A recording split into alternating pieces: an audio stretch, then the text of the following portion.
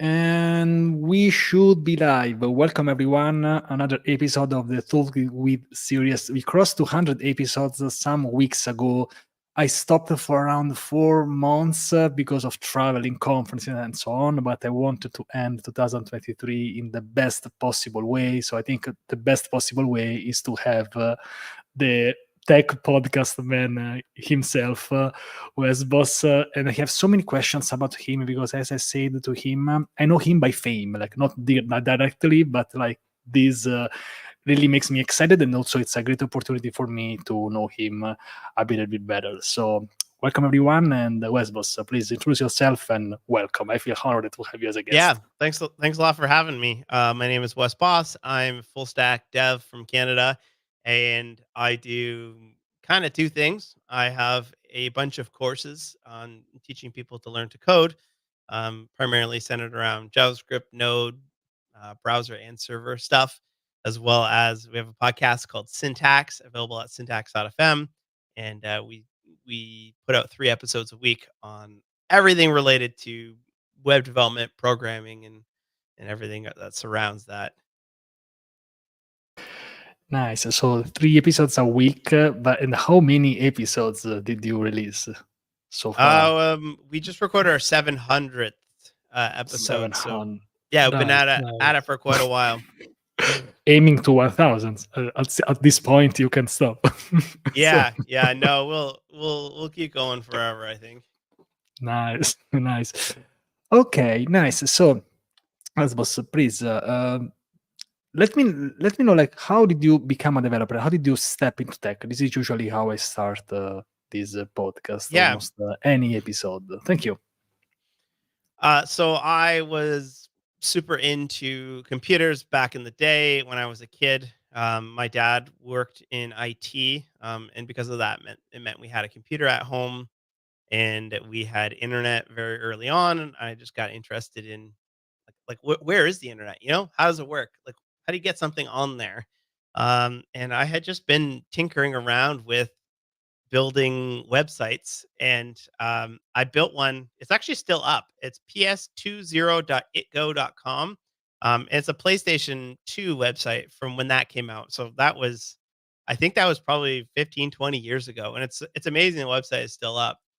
Um, and I loved it. And as I got older, I got really involved in the local music scene here in Southern Ontario, and I got into doing T-shirt designs and album art, posters, things like that. And along with that, you had MySpaces, and I would take a T-shirt design and like cut it up and skin a MySpace to sort of match album art or whatnot, and that got me into CSS. And as MySpace started to sort of die out, I picked up more and more of my own coding, like doing it from scratch, and that was probably like when I was in high school. And then by the time I hit university, I was like sort of running like a little show where I would do designs and websites.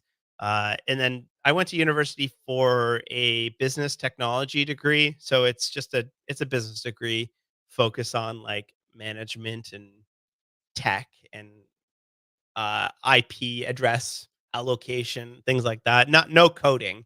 It's more like IT.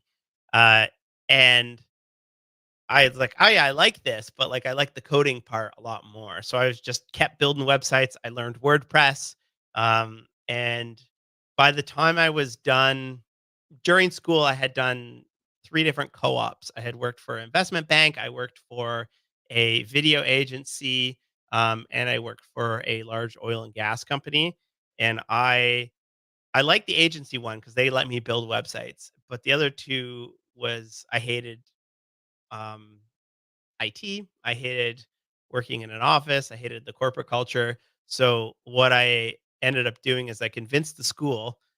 I was like, "Look, I'm making money building websites by myself. Can I just co-op for myself?" And they let me co-op for myself.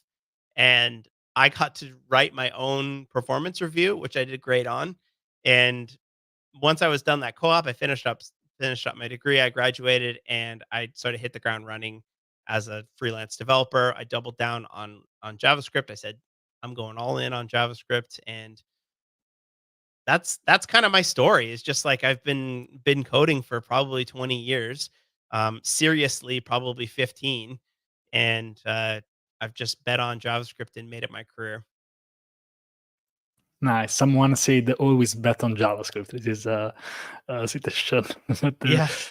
yes, and I mean, I did a CS degree, and I also barely code in the university. So, like, a lot of happens like outside the college, and also I had so many people here from so many different backgrounds, former makeup artists, like so many mechanical engineers.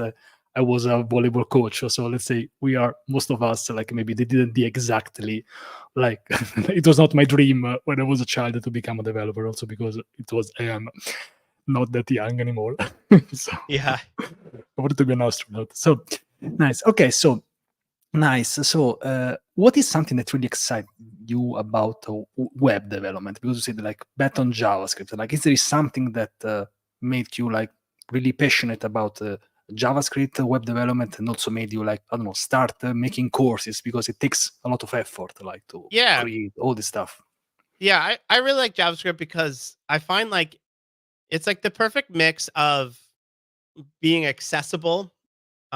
Anybody can learn it. It is really tricky. It's hard to build really good JavaScript applications, but you can also build a webcam app in 100 lines of code and build a little photo booth and have that win. And I'm huge on having those wins and being able to get momentum because like a lot of like I did take one coding course in university, and it was like an elective for learning C, and I really didn't like that because it was very boring, it was very hard, and the things you built at the end of the day were not very exciting. You know, like you built a loop over 99 balls of beer, or you built tic-tac-toe or something like that. And that's not very exciting. I want to like people want to build apps. People want to have ideas for stuff they want to do. People have problems in their real life and they need to solve those problems. And almost always web apps are a perfect use case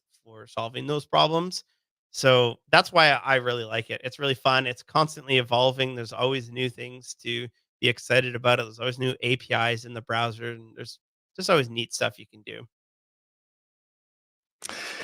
Yes, and there are so many memes about like JavaScript that it's a bad programming language. Some I think that that's a part of the JavaScript marketing, like all the memes about the node modules and all this stuff. So like the the internet is full of this.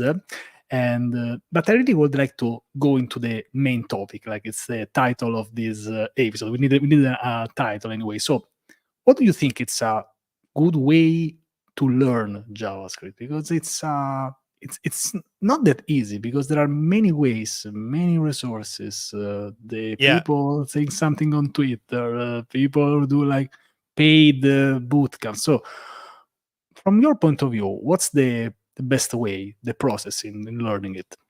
Yeah. Well, there's a couple answers here. One of them is I literally built a course called Beginner JavaScript. So like I could sell you that if you want a linear way to just get started and you want like just a nice track to sort of cover the surface area of JavaScript as well as having fun. But the actual answer to how should you learn JavaScript is you need to build. I always tell people you have to build 1,000 things. You need to build lots of stuff. You need to, of course, study fundamentals and understand how closures and variable scoping work. That's very important, and I'll teach you that. But as important as that is, you should build something that is really fun and engaging and finish it.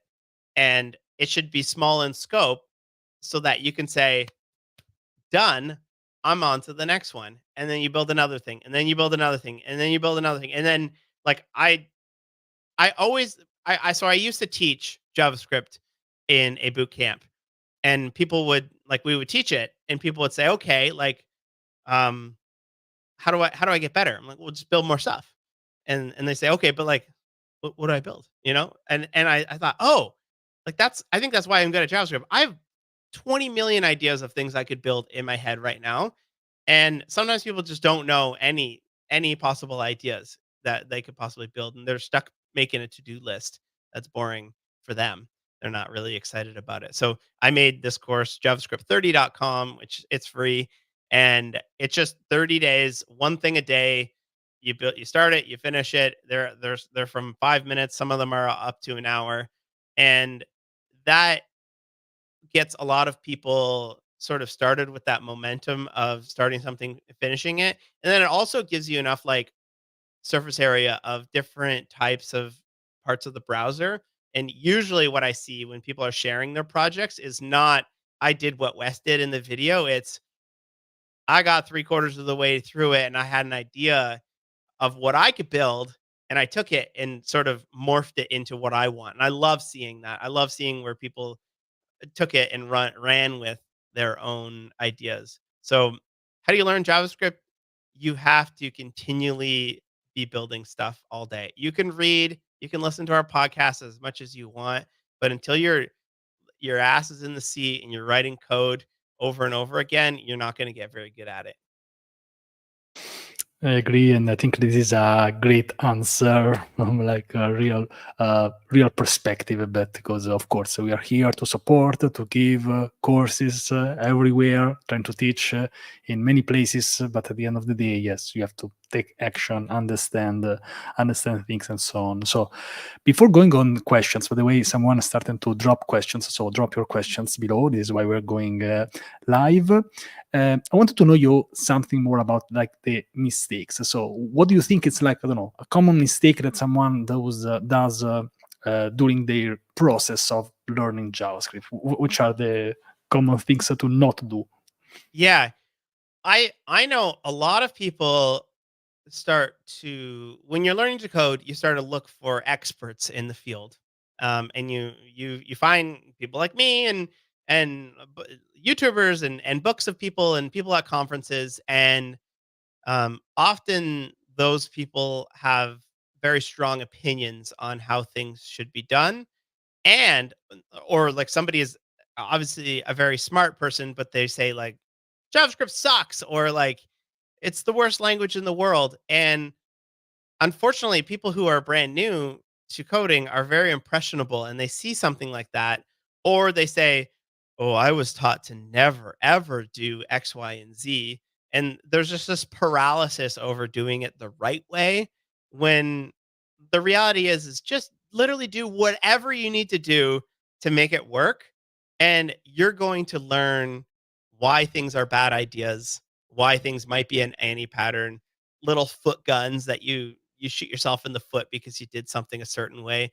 You're going to learn those as you're building stuff. Don't stress over the right framework and how things work and all of that frustrating opinionated stuff. You will get opinionated over time, but don't start off trying to be extremely opinionated on those types of things. I see that quite a bit with beginners where they say X thing sucks. I This is a bad way to do it. And it's just like that's is you're going to have paralysis over figuring out how it works and how to go about just whatever you need to get it done. Do that and run with that.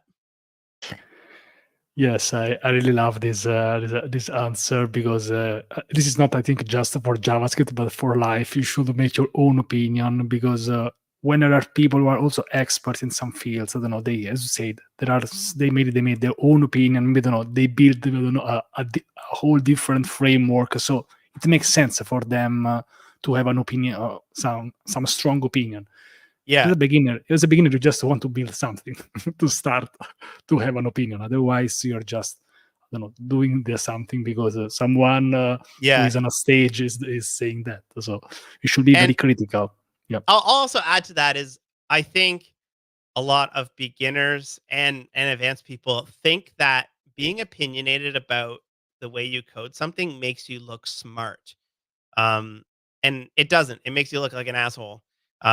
It's very. I love when people have opinions, but uh, sort of going down that path, I think a lot of people think, I think I know. It looks like I know what I'm doing because I say X sucks and this is the only way to approach something, it's not it. I am with you with this, and I absolutely understand this. So I don't know if that's intentional, like you're saying this intentionally, but yes, some people are doing this. Nice, nice, nice. I really enjoying this this episode. Okay, and I have some people in my mind in the mind. Okay, so let's start with some question. Let's see if we have so controversy.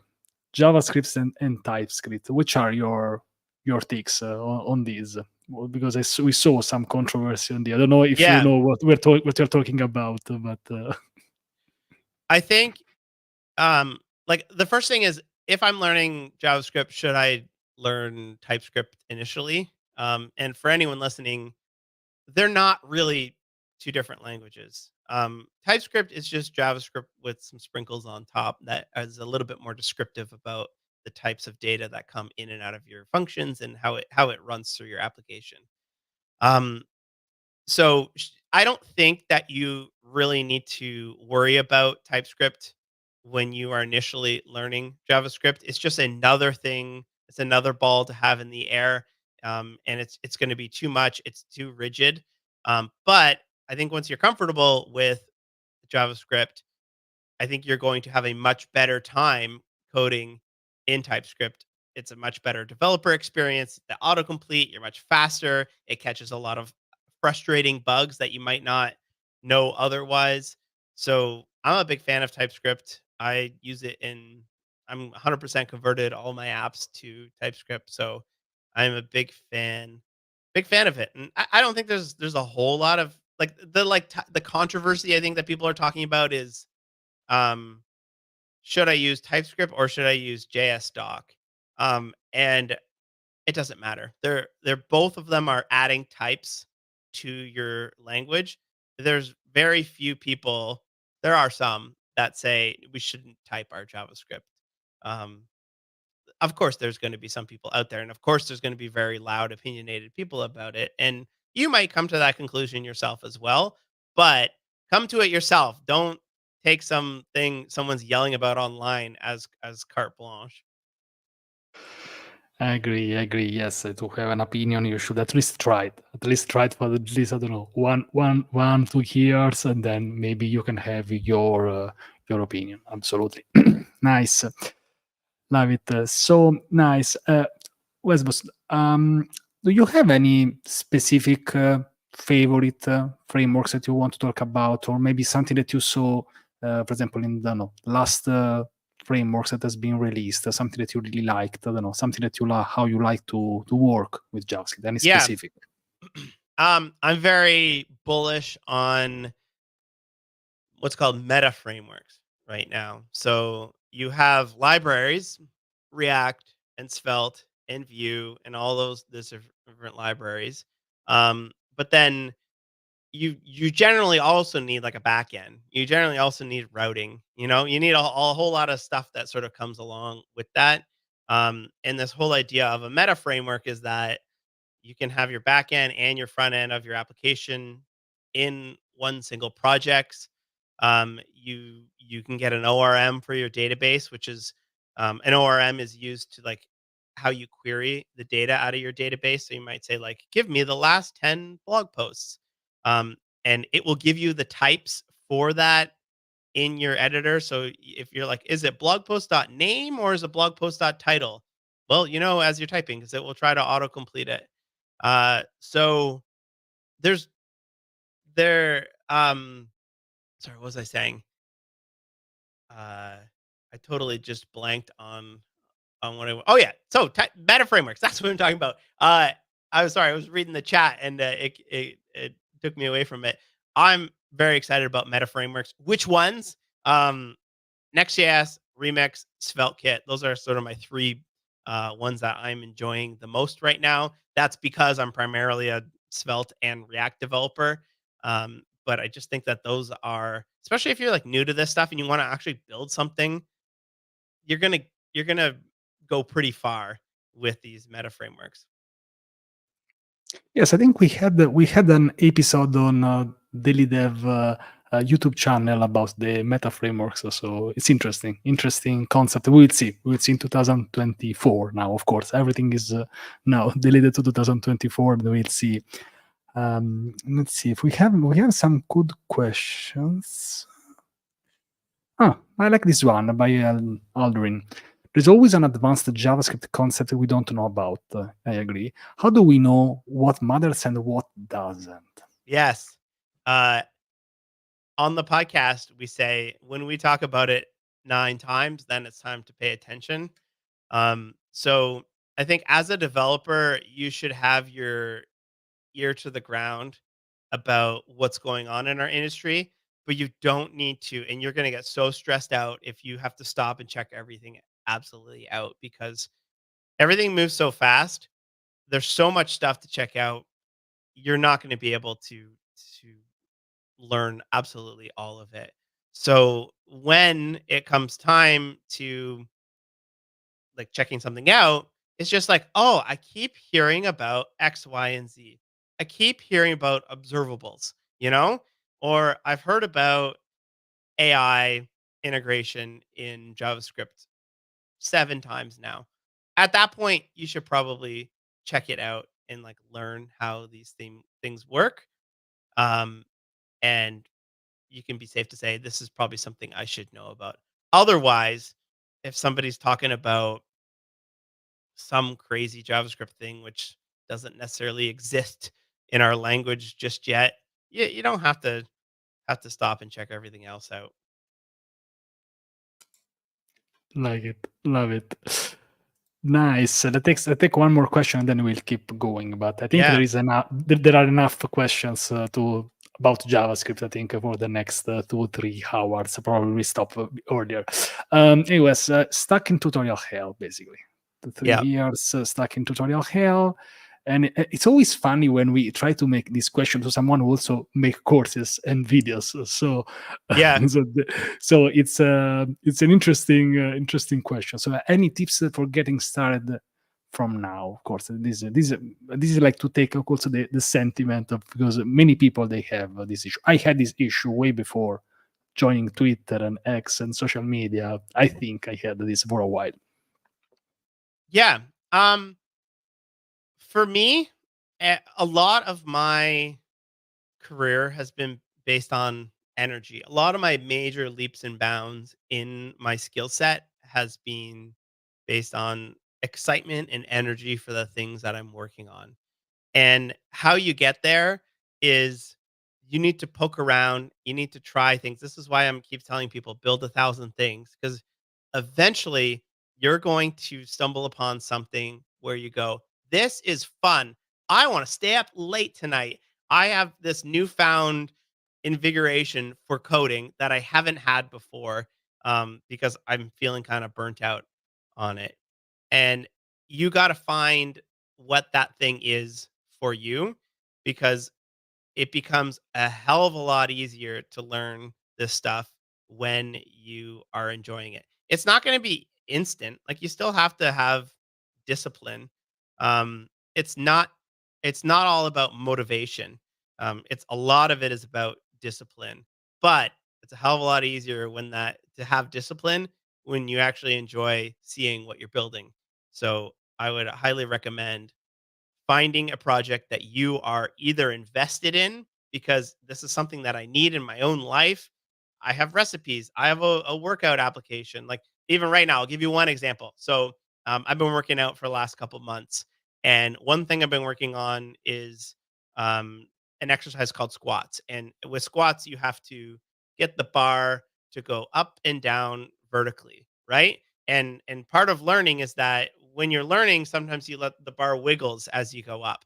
So there's a couple apps out there that will track the bar as you go up and down and paint it over the video, right? And I immediately am thinking, okay, you can do data matrix detection in JavaScript. You can use webcam access to get that. You can use Canvas to follow that and paint over top of the video. So I'm like, should I be building my own squat vertical bar thing? Um, and that would be a very good example because I'm very invested in learning how to do squats correctly. So why not solve a problem I have with JavaScript in my own coding? Love it. I'm laughing because I'm figuring you doing squats and in meanwhile trying to create the project in your brain. Yeah. Nice, nice, nice. Yes, and I love. Eh, yes, and I love about this experiment. So we can even take let's say inspiration from this. So you like you're always experimenting. Like how many experiments have you have you done, and which is maybe one experiment? It can be related to coding, but not necessarily that you really enjoyed. Every day I'm experimenting. So I keep a list of ideas of things I have on this app called Things. Every time I have a something I'd like to check out, I do it. So how many experiments? I don't know, I probably have thousands of them. I have a whole infrastructure on my a folder called code. And every time I can just make a file in there, I can type script. I don't have to do any tooling. I don't have to do any npm installing. I could just make an HTML file and I'm up and running. And that's really nice to sort of lower the bar to I'm excited about this thing. I'm seeing it in the browser. That's like a 6 second thing. Whereas if you have to like install Webpack and npm install and figure out how TypeScript tsconfig works, like that's gonna kill your buzz real quick. Um, so yeah, those are things. The things I really like. I love webcam examples. That's like my thing. Probably about 12 years ago, bef- when it first got webcam access in Opera. This was before Opera involved Chrome. I figured out how to take frames of the canvas and run it through a face detection algorithm, which is table stakes today. Like you can do it in the browser. There's Chrome APIs for it, but at the time it was unheard of. It was before Snapchat and all that stuff. So I like put glasses over top and like it blew up. It did super well. I spoke at conferences about it and it was really cool to show people how all of this stuff works. So I the webcam ones are my favorite. I've done dozens of them over the years. Love it. Yes. Windows video real quick. Yes. Come love. Yes. Nice. So nice. So I'd like to ask you, like, because I see that you're like, always like inspired, energized. So, like, do you have anything to share about these? I don't know about work-life balance. How much are you focused? Because like what we do, like sitting now, it can be like boring. Like if you do this Yeah. like 16 hours, as I said, I was working in sports. For me, sitting more than 2 hours, it's really crazy. After this, usually I need to move a bit. So, how much is important from your point of view to balance like sitting with doing other stuff? I heard you already mentioned the squat exercises, so I think we are on the right track. So, what's your point of view? Yeah. I thought about this a lot because like I have so many different like spurts in my life where I was all in coding, and I think that's fine. There's people are often will tell you work life balance, and whatnot. And for the past like probably 8 years of my life, I have worked 9 to 5, Monday to Friday, and I hang it up after that, and I don't really do it after hours or things like that. And that's just because I have a family and I feel like I have pretty good balance. I have other hobbies and interests, things like that. But there's other times in my life where I would stay up till 5 a.m. coding things and learning a whole bunch. And my buddy would be on the couch and we'd be hacking away on projects together. And um, so I think like the answer to that is like don't make rules, but just kind of like follow your energy and also, like, make sure that you know that taking breaks is important because certainly many times in my career, I've banged my head against the wall on issues where simply taking a 20-minute walk was the actual fix for it. Because your brain's always chewing on problems, but you're sitting there trying to force yourself to fix something, it can be a little bit frustrating. So that's kinda like my advice there. I don't know that I have like a Tony Robbins, like wake up and take sea salt and do all these exercise daily. Like I got my own struggles with trying to balance everything in my life as well, but that's kind of my thoughts on it. I like it because I also sometimes I do some like crazy stuff. So I'm famous for sometimes waking up early, always advocating for life balancing, and then I do I don't know 12-hour live stream. So it depends, I think, on how do you feel, making getting prepared for if you have I don't know a long session, maybe balance this. Like it's not like a balancing. I think a single day. You can have a day which is absolutely crazy, but then Yeah. balancing I don't know, over the week, over the month. It's more for me. It's more about that. And there's Like, it's fine for years of your life if you're not stoked about JavaScript frameworks. Like it's fine to not be excited about a new JavaScript framework coming out every 3 seconds. Um, you'll probably come around to that. Like there's ups and downs. Like we hear from the podcast. Like I listened to the podcast for 5 years and then I stopped listening because life got crazy and I was kind of burnt out on coding. And then I'm back, and you see people come back and forth all the time. yes, yes, yes. And also, I have to say that I don't listen to many podcasts, but sometimes I do. So it's I don't know. It's all about what we want to achieve, and so on. Nice, amazing. So about also you have this. Course about JavaScript. Then you also have this podcast, which is of course super famous. But what about like I don't know mixing the two things? I don't know. Do you talk about the JavaScript during the podcast, or like do how do you connect this? I don't know, even with your whole let's say online presence, or like how do you stay online? Are they two separate words or are they mixed? Um, like what do you mean like the podcast and my online persona or something else? Yeah, more like the course. I don't know, like let's say you're teaching things, and the Yep. podcast. Like I'm Oh asking yeah. because I should check them. So it's yeah. Um it's me. That's what you get. It's me online. I don't really filter anything either way. It's just Wes is loves JavaScript is gonna teach you to code.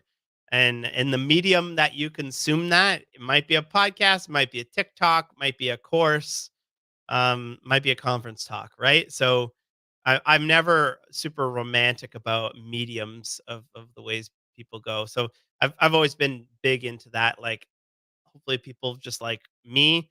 Um, the only thing that like I do is on my Instagram, I post a lot of life stuff on my stories, and then I post like coding stuff. I do post quite a bit of life stuff to Twitter as well, but not nearly as much as my Instagram. So if you're interested in like drywalling tips or whatever, you can check out the Instagram.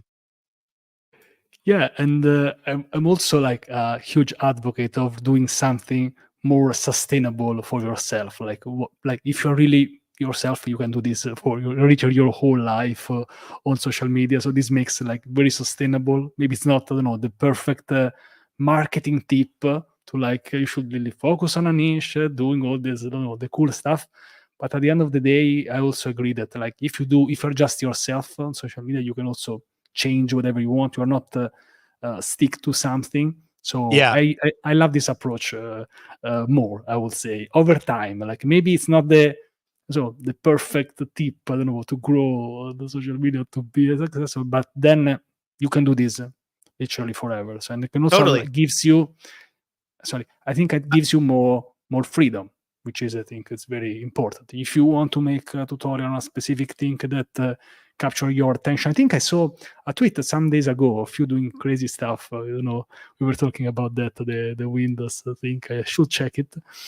And yeah, Yeah, I often tell people like my competitive advantage is not burning out because I'm very in tune with that. And that's why I do a lot of silly coding stuff and that's why I don't work long hours at least right now because I know that it's not good for you. And I know that if I were to do that, I would burn out and and there goes my entire career. And eh, or the my stuff's just not as fun. It's not as engaging. It's not as good because I'm just trying to crank it out rather than genuinely show people how excited I am about something. Yes, I think that this is really important. Also, this is why also sometimes you take something very serious, sometimes something super crazy by me, and but this is how I am, and it's it's absolutely okay. I can't understand exactly what Trash is saying here. Hey, Trash, how are you?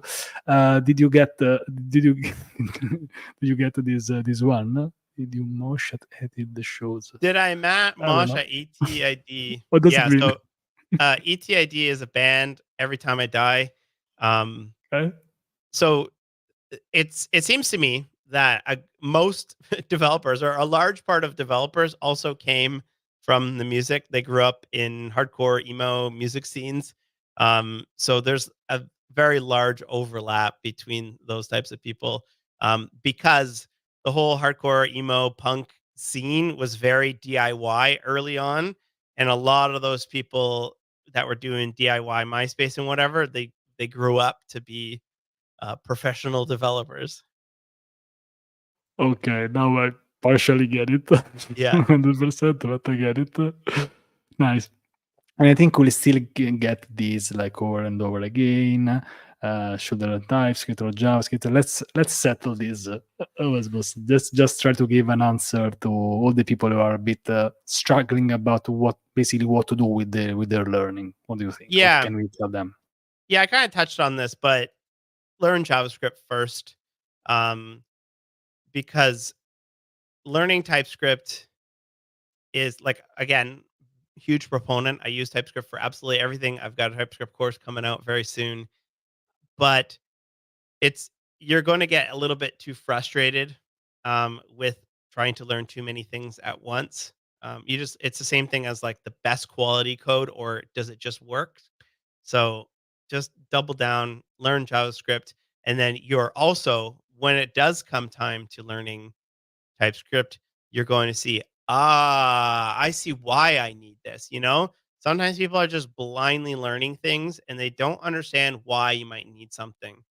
And that it doesn't click, it doesn't stick with you. But if you suffered the pain of passing the wrong type into a function and it breaking in production, you're gonna say, "Okay, I understand why I need this." So the moral is that to learn, you have to suffer, basically. So Yeah, yeah, exactly. You gotta understand why, you know?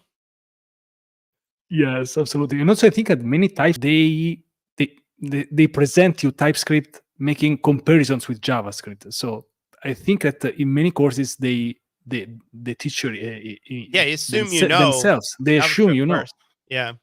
So I don't know, unless a course is focused to just learn TypeScript, maybe you can even miss some parts in the course. I don't know if in your upcoming TypeScript course, like you partially assume that you have coded in JavaScript before. Yeah, I think yeah, it that's the assumes you case. know how like, you're not amazing at JavaScript, but you understand how what are functions, what are variables, scoping, things like that, because then you realize, "Okay, well, this is a function, now how do I type it, and what are the benefits to this?" Nice, thank you. So I hope we settled this thing. But yes, nice, nice, perfect. Got it. Like it. Nice, nice. So we already crossed almost 40 minutes. It has been a great, great episode so far. We have, I think, one more question. Let's take this one, last one from Toby Lob, and then we'll start to wrap it up. If you have a last minute question now or never, do you think their courses nowadays factor in that people could be stuck in tutorial hell? I think there are courses nowadays factor. I don't know if I give Yeah. you got the Do courses factor in that people would be stuck there? Absolutely. I factor that into mine. I want you to take the thing that you're working on and go build like there's many stories of people who have taken what we build in my courses and have built successful businesses, have raised money, have gotten jobs because they like built it for their hockey team or something like that. So it's yeah, it's I want you to like if even if you leave my course at 70% done and go and build your own thing, I'm super stoked about that because that means like I put you on enough of a track and now little birdie is flying away and is going to go do their own thing. I agree. I agree. I mean, if you're at 70%, just finish the course. But no, it's true. It's true that you can get whatever you want. A course is like a book. You can get whatever Yeah. you want. If you are fine with that, it's okay. We have some last minute questions, so let's drop them fast, and then we will close this one. Will your course include advanced topics? Yeah. It doesn't so it goes as far as using advanced like programmatic types in TypeScript. It will show, like specifically talking about my upcoming TypeScript course, um, programmatically creating types, stripping off values, um, inferring values. It goes pretty deep into that. Not as deep as it possibly could go. It goes as deep as me as a advanced JavaScript developer or TypeScript dev. These are the things I use, and that's kind of where my courses are. Is like the stuff I'm teaching you is not I'm not just going to go through the docs and show you absolutely every single feature that could be used. I'm going to show you what is necessary to be a successful dev and the stuff that I literally use every single day building production applications that have lots and lots of users. I agree, and I think this is part of the teaching that, of course, everybody can read the docs, but part of the teaching is like filter the docs and give maybe Yeah. the first steps to get started. Of course, the docs are always there. like people who create courses, yes, they read docs, of course, but they try to present them in a better way. That's the goal. It's a challenging thing for a teacher, but that's the goal. Yes, so I would like to to close this podcast with this controversial question. We can also turn this into more tip. So is JavaScript 30 still relevant? And maybe give maybe a final tip, final message to people that are listening to this. Of course, thank you, Wes Bos, for your time. Yeah. Yeah, JavaScript 30, very relevant, very updated. Part of the benefit of that course is done in vanilla JavaScript. And the whole, like if you go to javascript30.com, uh the whole it says no frameworks, no compilers, no libraries, no boilerplate. Um, and that was a very intentional decision because at the time people were feeling very overwhelmed at how quickly these things change, how quickly they're updated. Um, and it's just JavaScript. It's vanilla JavaScript. I did it. It includes promises. It includes CSS, custom properties, variables, and that's the nice thing about JavaScript, the language is, of course, we get new added features, but the ideas and everything behind it, especially working with the DOM, that stuff doesn't change. So it's not something that has to be updated every 6 months because there's a new version of something out. Yes, I really like this idea of doing something really with the basics because once you struggle with the basics, probably understanding a framework make it be even simpler. And this is also, I think, what makes this course, let's say, even more that to last more during the time. Because of maybe if you try with a framework, you have to stay up to date with all the new edge features, and that's absolutely fine, but from a learning perspective, you should really just understand the core concepts, and then you can move on. Then you can decide. I like this approach, to be honest. No frameworks, no compilers, no libraries, the Yeah, boilerplate. and No. I'm not anti framework. Like I have React courses and things like that, and often you hear people say like learn the fundamentals first and then go and do it. And like I learned the first thing I did is I took an existing WordPress theme and I started tweaking it. So it is absolutely fine to take a Next.js application and start there. Um, because you're going to backtrack at some point and be like, I wish I actually had I understand hoisting a little bit better. I wish I understood scoping a little bit better. But you don't have to absolutely nail the basics before you move on to actually building applications. If you might even get sick of it and think that's not all that fun, just learning the basics, because you want to build an app. It's sometimes more fun when you can log in and resize photos and show data.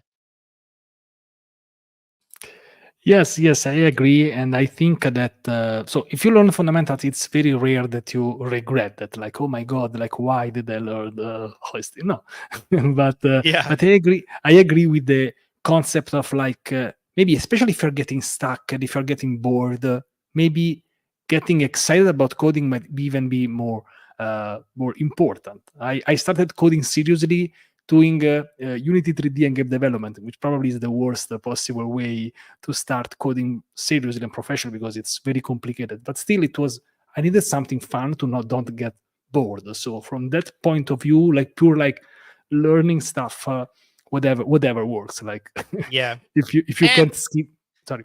a lot of people are trying to get jobs too, Like you look at the job description, a lot of them say React. So it makes sense that you're gonna want to try learn React as soon as you can.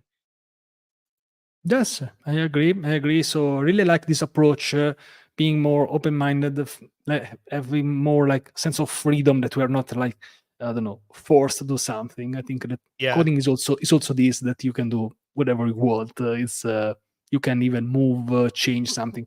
The idea is probably if you manage to stick to something, a topic for a longer period of time, probably you are increasing your chances to get a job and becoming more expert in a field. This doesn't mean that you can't even jump from one frame of an hour to another. I think I did this for a period, and at the end, at least, I decided what to do. But it's absolutely fine. I agree with this. You can always come back, of course. Nothing is really stopping you. Just need Yeah. to keep this in mind. Wes Boss, thank you so much for this first collaboration. Really happy to have you here as a guest. And yes, thank you. Anything else that Sweet. you want to say? Check me out, wesbos.com. My courses are at /courses. I'm on Twitter, Instagram, TikTok, YouTube. Wherever you find people, I'm there. So come say hi. Nice. Okay. So, of course, I'll add the links in the description. Thank you so much. And I hope you enjoyed this episode. Thank you so much for this. Thank you so much for the questions. And I think we are done for today. Let's call the day. Thank you. Thank you so much. Bye bye.